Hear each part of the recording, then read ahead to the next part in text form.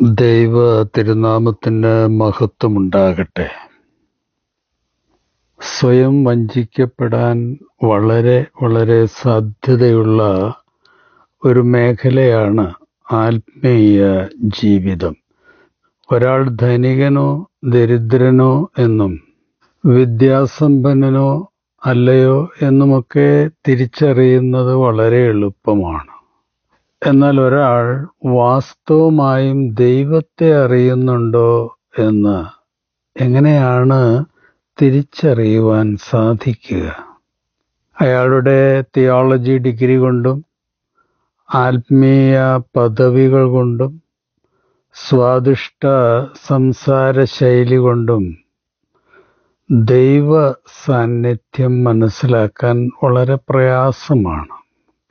അപ്പോസ്തലനായ യോഹന്നാൻ ഈ ആശയക്കുഴപ്പം പരിഹരിക്കുവാൻ ഒരു സ്പിരിച്വൽ ഡയഗ്നോസ്റ്റിക് ടെസ്റ്റ് പറഞ്ഞു തരുന്നുണ്ട്. 1 യോഹന്നാൻ 4:8. സ്നേഹിക്കാത്തവൻ ദൈവത്തെ അറിഞ്ഞിട്ടില്ല, കാരണം ദൈവം സ്നേഹമാണ്. ഇത് ഒരു ധാർമ്മിക ഉപദേശം മാത്രമല്ല, ആത്മീയതയുടെ യഥാർത്ഥ പരിശോധനയാണ്. നമ്മൾ ഈ വേദഭാഗത്ത് ശ്രദ്ധിക്കേണ്ടത്, സ്നേഹിക്കാത്തവൻ ദൈവത്തെക്കുറിച്ച് കേട്ടിട്ടില്ല എന്ന് യോഹന്നാൻ പറയുന്നില്ല. അദ്ദേഹം പറയുന്നത് അവൻ ദൈവത്തെ അറിഞ്ഞിട്ടില്ല എന്നാണ്. കാരണം ദൈവത്തെ അറിയുക എന്നത് ഒരു ആശയത്തെ അറിയുന്നതല്ല, ഒരു വ്യക്തിയുമായുള്ള ജീവിക്കുന്ന ബന്ധമാണ്. സൂര്യപ്രകാശത്തിൽ നിൽക്കുന്നവന് ചൂട് അനുഭവപ്പെടും. അതുപോലെ ദൈവത്തോട് ചേർന്ന് ജീവിക്കുന്നവരുടെ ഹൃദയത്തിൽ ദൈവ സ്നേഹം ജ്വലിക്കും.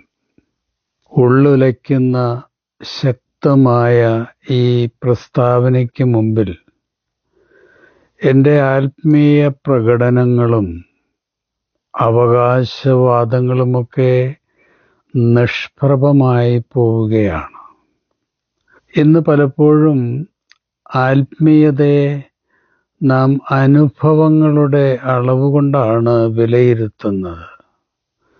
പലർക്കും അസാധാരണമായ ദർശനങ്ങളുണ്ടായിട്ടുണ്ടാകാം, അത്ഭുതങ്ങൾ കണ്ടിട്ടുണ്ടാകാം, മണിക്കൂറുകളോളം പ്രാർത്ഥിക്കുവാനും ഉപവസിക്കുവാനും കഴിഞ്ഞേക്കാം. അതൊക്കെ ശ്രേഷ്ഠമാണ്.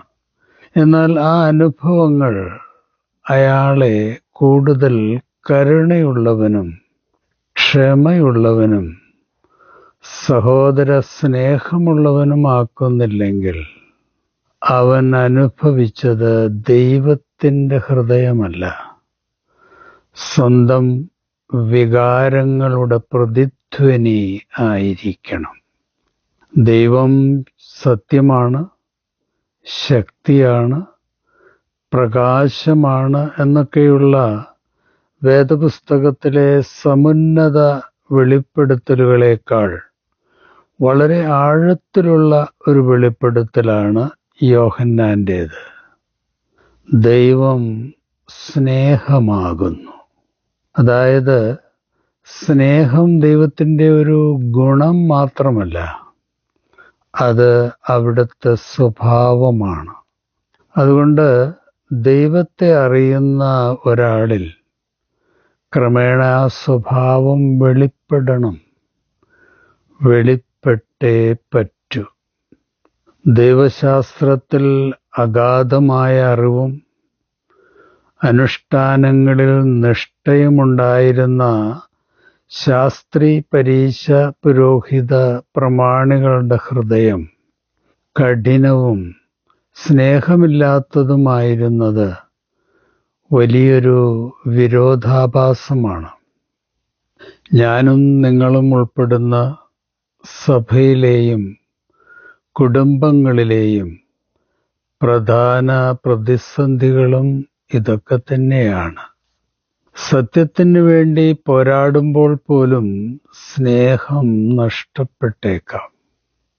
യേശു പരീശന്മാരെ എതിർത്തത് അവരുടെ അറിവില്ലായ്മ കൊണ്ടല്ല, അവരുടെ സ്നേഹമില്ലാത്ത അറിവ് മൂലമായിരുന്നു. അവർക്ക് നിയമം അറിയാമായിരുന്നു, പക്ഷേ നിയമം നൽകിയ ദൈവത്തിൻ്റെ ഹൃദയം അവർക്കറിയില്ലായിരുന്നു. നാം ചിലപ്പോൾ ആത്മീയ വികാരങ്ങളെ ദൈവീക അനുഭവമെന്ന് തെറ്റിദ്ധരിക്കാറുണ്ട്. സംഗീതം കേൾക്കുമ്പോൾ കണ്ണു നിറയാം, ഒരു പ്രാർത്ഥനാ യോഗത്തിൽ വികാരഭരിതരായേക്കാം.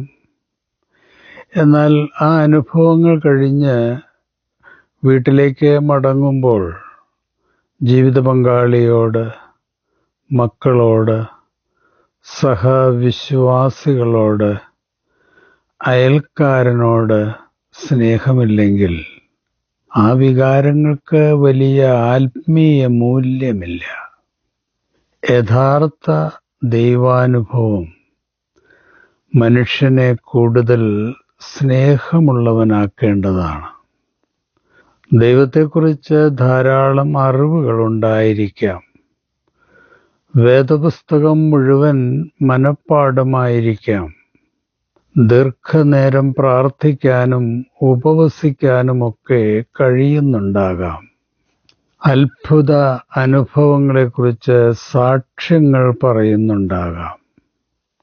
എന്നാൽ അതെല്ലാം ഉണ്ടായിട്ടും സഹോദരങ്ങളെ വെറുക്കുകയും കടക്കാരോട് ക്ഷമിക്കാതിരിക്കുകയും മറ്റുള്ളവരുടെ വേദന കാണാതെ പോവുകയും സഭയിൽ ഭിന്നത വിതയ്ക്കുകയും ചെയ്യുന്നുണ്ടെങ്കിൽ തീർച്ചയായും നമ്മുടെ ആത്മീയത തിരുവചനത്തിൻ്റെ അടിസ്ഥാനത്തിൽ തീർച്ചയായും വിലയിരുത്തപ്പെടേണ്ടതാണ്.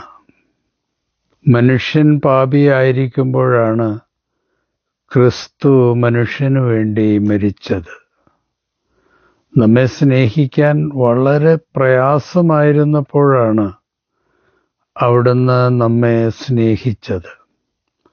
അതാണ് ഉപാധികളില്ലാത്ത സ്നേഹം, അൺകണ്ടീഷണൽ ലവ്. അതുകൊണ്ട് ക്രിസ്തുവിനെ അനുഗമിക്കുന്ന ഒരാൾ ഇഷ്ടപ്പെടുന്നവരെ മാത്രം സ്നേഹിച്ചാൽ മതിയാവില്ല. വേദനിപ്പിച്ചവരെയും തെറ്റിദ്ധരിച്ചവരെയും ദുർബലരെയും ഒക്കെ സ്നേഹിക്കാൻ പഠിക്കണം.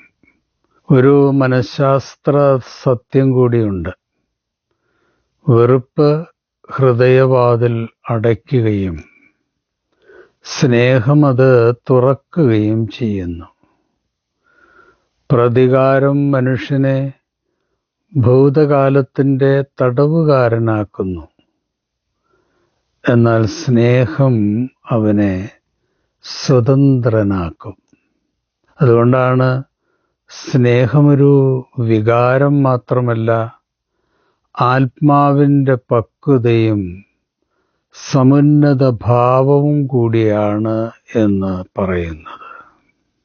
നമ്മളൊരിക്കൽ സ്വർഗത്തിൽ ചെല്ലുമ്പോൾ നമ്മോട് ദൈവം ചോദിച്ചേക്കാവുന്ന ചോദ്യങ്ങൾ: ദൈവദൂതന്മാരുടെ ഭാഷകൾ അറിയാമോ? പ്രവചന വരമുണ്ടായിരുന്നോ? ഡോക്ടറേറ്റും മലകളെ മാറ്റുവാൻ തക്ക വിശ്വാസവും ഉണ്ടായിരുന്നോ? ആകെ എത്ര വെളിപാടുകൾ ലഭിച്ചിട്ടുണ്ട്? എത്ര അത്ഭുതങ്ങൾ പ്രവർത്തിച്ചിട്ടുണ്ട്? എത്ര ഉന്നത സ്ഥാനങ്ങളിൽ ഇരുന്നിട്ടുണ്ട് എന്നൊന്നും ആയിരിക്കില്ല. പിന്നെ ഞാൻ നിന്നെ സ്നേഹിച്ചതുപോലെ നീ മറ്റുള്ളവരെ സ്നേഹിച്ചോ എന്ന് ആയിരിക്കും ചോദിക്കുന്നത്.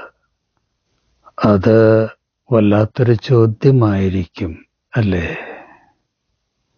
ദൈവത്തെക്കുറിച്ച് വാചാലമായി സംസാരിക്കുന്നതും ദൈവത്തിൻ്റെ പേരിൽ വീര്യപ്രവൃത്തികളും സേവനങ്ങളും ചെയ്യുന്നതുമൊക്കെ തീർച്ചയായും അഭിലഷണീയമാണ്.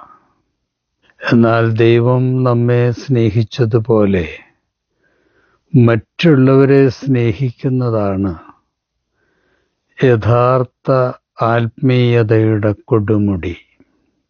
സ്നേഹമില്ലാത്ത അറിവ് അഹങ്കാരമാണ്. സ്നേഹമില്ലാത്ത ആരാധന ആചാരമാണ്. സ്നേഹമില്ലാത്ത വിശ്വാസം ചിലമ്പുന്ന കൈത്താളമാണ്. സ്നേഹമില്ലാത്ത ആത്മീയത വെളിച്ചമില്ലാത്ത വിളക്ക് പോലെയാണ്. ദൈവസ്നേഹത്താൽ നിറഞ്ഞ ഹൃദയം ഒരുപക്ഷെ നിശബ്ദവും ആരും ശ്രദ്ധിക്കാത്തതുമൊക്കെ ആയിരിക്കാം. പക്ഷേ അതിൽ നിന്ന് സ്വർഗത്തിൻ്റെ സുഗന്ധം ഭൂമിയിൽ പരന്നുകൊണ്ടിരിക്കുന്നുണ്ട്. അത് ദൈവത്തെ ലോകത്തിന് വെളിപ്പെടുത്തിക്കൊണ്ടിരിക്കുന്ന മൗന സാക്ഷ്യമാണ്.